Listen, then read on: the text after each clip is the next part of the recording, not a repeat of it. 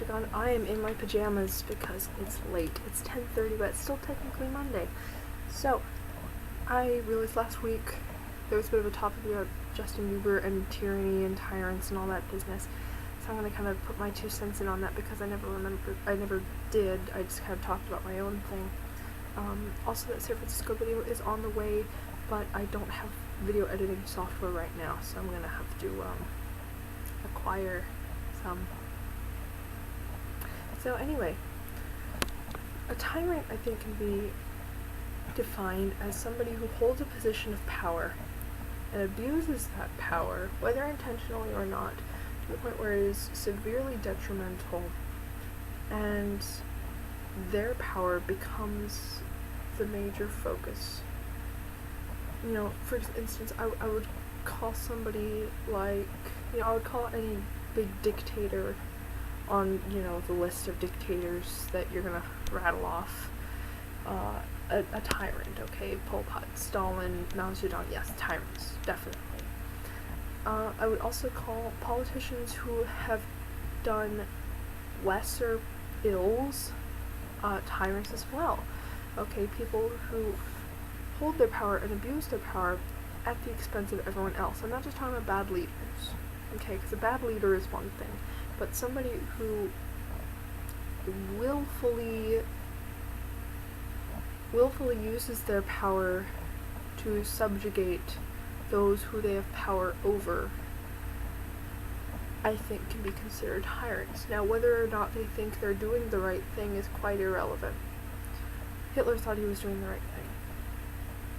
That doesn't make what he was doing the right thing. Okay? I don't think that there's a person in the world who goes, gonna kill them all. I'm so bad. Nobody does that. Come on. I would call politicians who are not necessarily huge dictators tyrants. I would call George W. Bush or Margaret Thatcher or Ronald Reagan tyrants, definitely. I think to a much lesser degree than, say, Stalin, but I think it's definitely the same kind of issue. Now that brings us to Justin Bieber, doesn't it? I wouldn't call Justin Bieber a leader so much as an icon, okay? So you have your idols, okay, your teen idols. And people like this do influence others, but the truth is, Justin Bieber doesn't hold any real power. If he did something nasty enough, okay, nobody is obligated to continue kissing his ass. Some people might, but nobody's obligated to. He doesn't hold any actual power over anyone. On the other hand, he does abuse the fame and influence he has to be a self-righteous, bratty little d-bag. So I wouldn't call him a tyrant, per se, because, again, he's not creating a situation where anyone is obligated to do anything, really. The people in his employ could quit at any time. His fans could turn at any time. We don't know. I mean, they're not going to get sent to the gulags for it. They're not going to be, accused of terrorism for it.